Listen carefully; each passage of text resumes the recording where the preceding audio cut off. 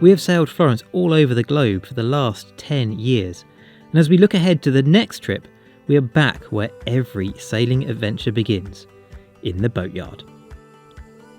We've been here before. Every year or two, Florence needs a fairly major amount of maintenance.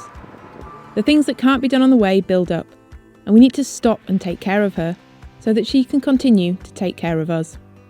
A lot of these jobs we know well by now, and it feels a bit like Groundhog Day. But with boats, you learn to expect the unexpected, and there are always new jobs to learn. So here we go again. We've had a fantastic season sailing Florence north up into the high Arctic, but now it's time to start preparing her for the next adventure. And in order to do that, we need to lift her out of the water. But before we can lift her out of the water, there were a few things that we need to do. So luckily we got a calm day last week. We were able to make a start on those jobs. Florence is based at Deacon's Marina on the River Hamble in the UK for this much needed maintenance period. Here we are at the heart of the UK marine industry, with access to pretty much anything a boat could need. Before we haul out, there's a few things we need to do. First of all, we're going to head over to the diesel dock and fill Florence's diesel tank full so that we don't get any condensation in it to potentially cause diesel bug when she's ashore over the cold months. Second of all, we need to take the head sails off because we're not allowed to have those on when we lift out because they cause extra windage when she's up on the chocks in the yard. So they're up, hanging up to dry out today. Hopefully it's not going to rain, and then we can get those off. And then we also need to do a few other things, like we need to do a full check of Florence, including checking the rig. We do this regularly through the season, but especially now, we want to do it before we put the boat to bed so that we know if we've got any problems that we need to get fixed, and we can get parts on order or new rigging if we need to. Florence is due for full new rigging next year. Unfortunately, that's going to be a big expense. But today I'm just checking to see if we've got any wear, making sure all the pins are still in place, looking for anything obvious, and then checking for any broken wires in the stranded rigging. And I do that by putting my thumbnail in around where the swage goes onto the rigging wire and just checking to see if I can feel any loose wires. But other than that, it's just looking for any changes over time. So by doing a regular rig check ourselves, not relying on a rigger, we can spot any changes as they occur rather than waiting to the end of the season. But also good to check it at the end of the season.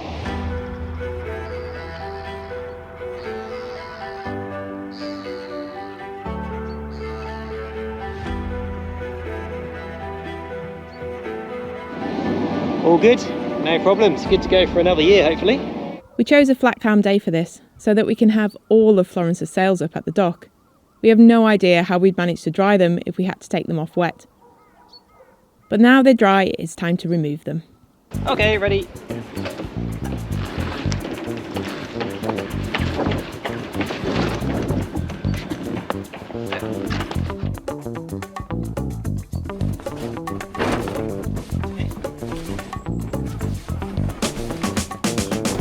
We have 5 sails on Florence. The storm jib and spinnaker are already bagged up and easy to remove, but the staysail, genoa and mainsail are big enough to need a calm day to remove them.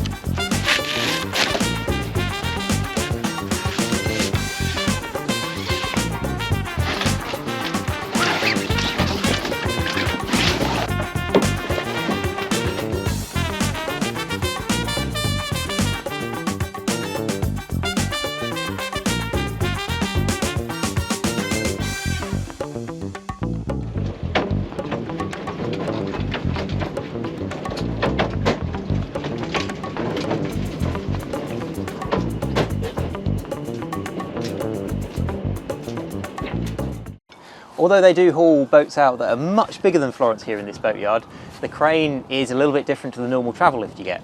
So in order to get into the train, we need to take Florence's backstay off. but that's quite a simple thing to do. We just unwind this and then we'll take the pin out at the bottom.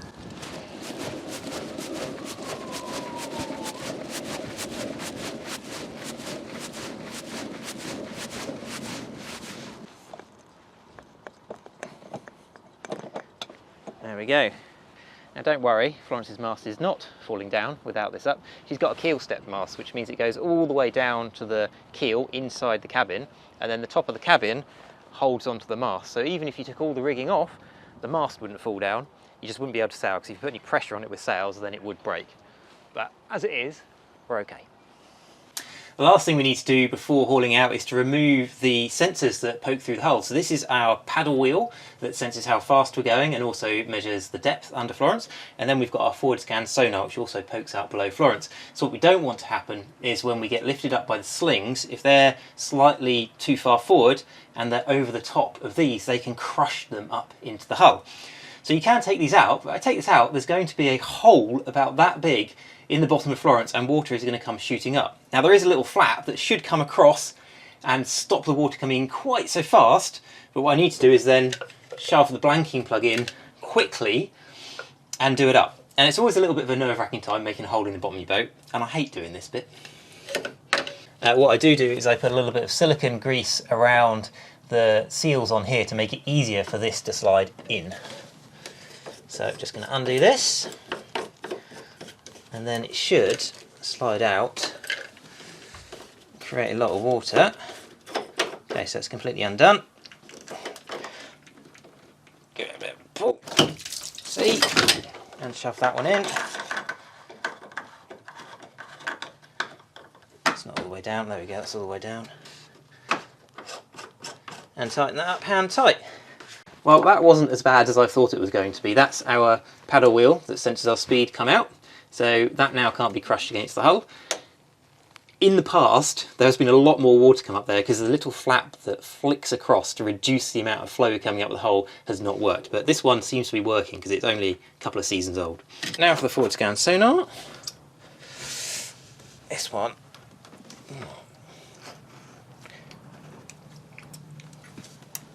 A little bit more challenging. Okay. Should be hand tight. I'm not sure why it's so stiff.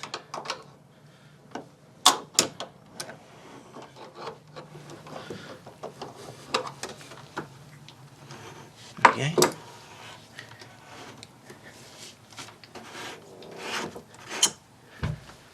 Guess I'm ready. Okay, ready to come out.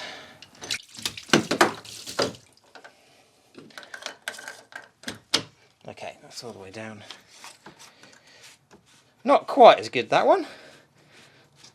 That's maybe an indication of the fouling we've got on the bottom. I was really pleased that the paddle wheel didn't have any fouling on it, but this, we do put a special anti-foul on these transducers, the transducer anti-foul, but there is a bit of growth on that one, and we haven't moved for a little while, so it's not that surprising, but it just wipes off, so that's good. Anyway, that's the forward scan sonar. That sticks out the bottom of the hull and looks forward so that we can see any obstructions that are going slowly into anchorages. Right, all good. That's the last things we needed to do before hauling out.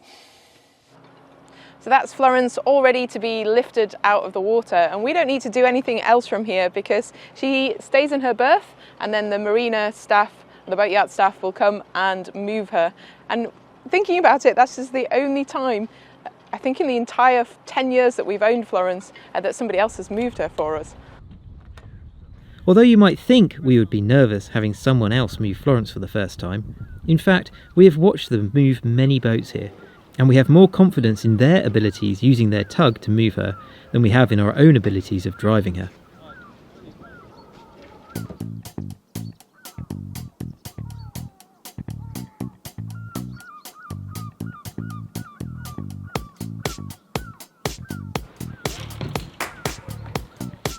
Sterns on.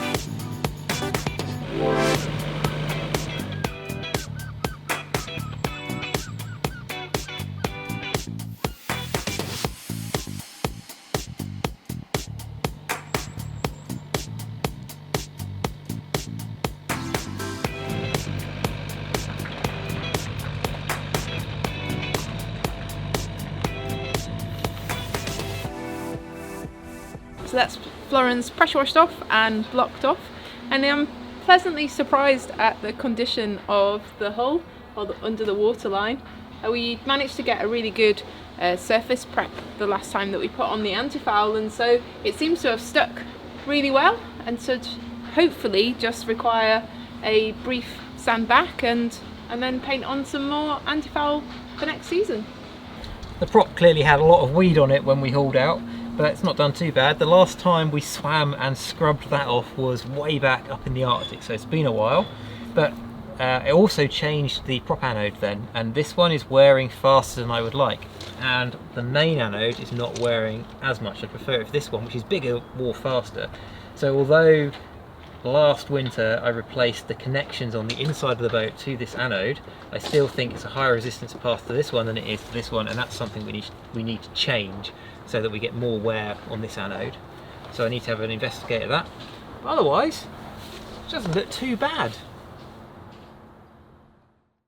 Because we're not going to be using Florence for a while, we need to think about how we're going to keep the engine battery looked after whilst she's out of the water. Now normally our engine battery is only charged from the alternator on the engine, but because we're not going to be using the engine for a few months, we need to connect this up so it gets charged via the lithium system and the solar panels. Normally the power comes into the engine battery and goes out via this battery to battery charger to the lithium batteries. So in order to be able to charge it back the other way, we're simply going to take the wires off this battery to battery charger, swap them round so the input now comes from the lithium batteries and goes to the AGM engine battery. And then I'm going to go into the software and change the settings on this battery to battery charger so that it's set to charge an AGM battery instead of a lithium battery.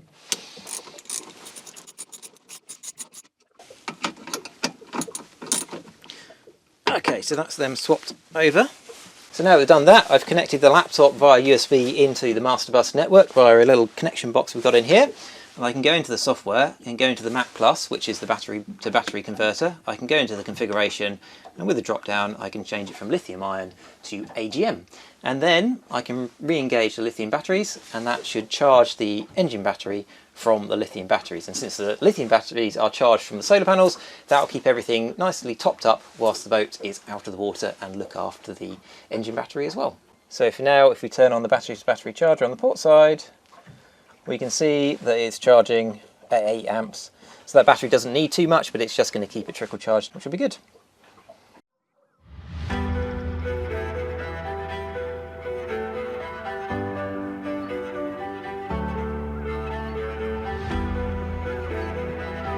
And so the boat work begins today. I bet you can't tell from my fetching attire exactly what I'm doing today.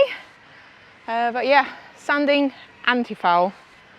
Can't remember how many times I've done this before, but hopefully this time it shouldn't be quite such a difficult process, because I got such a smooth finish before painting the last time that we hauled out that it's actually in pretty good condition, despite the fact that she's been around Britain and up to the Arctic in that time. So hopefully it should just require a fairly light sandback and then coating again with exactly the same antifoul that we've used, because it seems to be working very well.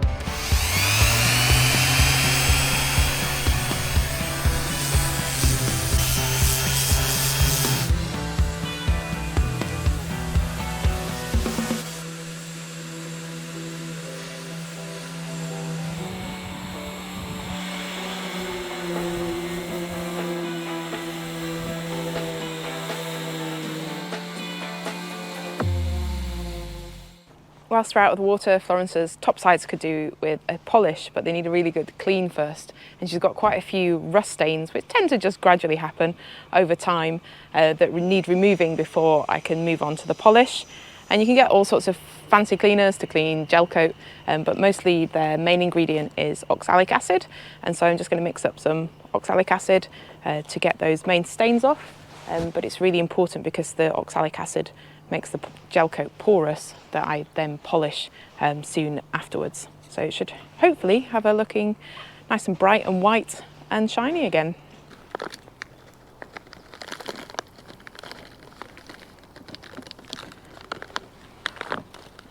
Good scientific measurement.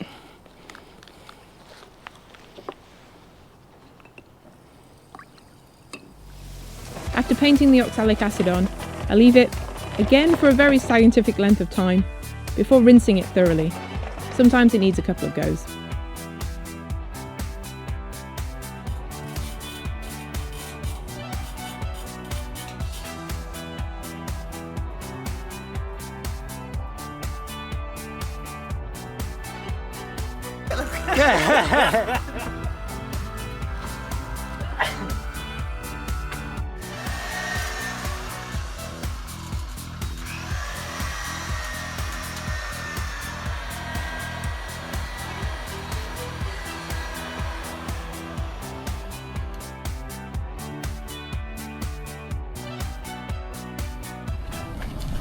Right, time for the bit that makes things look better, putting the paint on. We're putting on Micron 350. Not necessarily the best paint for here from talking to others in the boatyard, but it's what we've had on before, so we know it's compatible. Hopefully this will last 2 years and we won't have to haul out next winter. Matt's doing the higher bits that I can't reach, and also the fiddly bits with a small roller and paintbrush, whilst I do the larger areas with a big roller.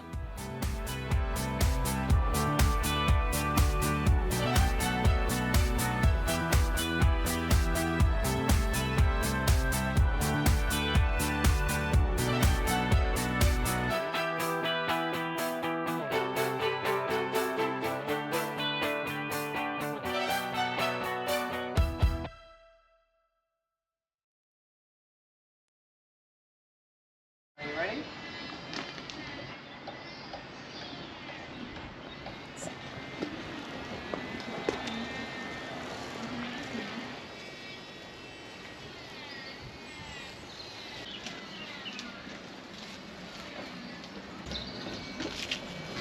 Oh, that is looking good. It's always good when the masking tape comes off.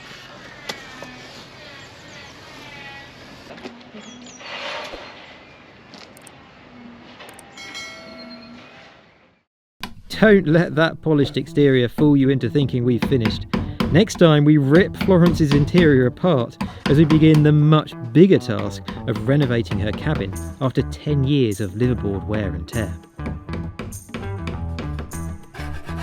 For extra updates in between these bi-weekly videos, and to find out what we're up to in real time, head over to Patreon and join the crew. Continuing our voyage on Florence would not be possible without the support of our patrons. Thank you to all of you, and especially to our star patrons.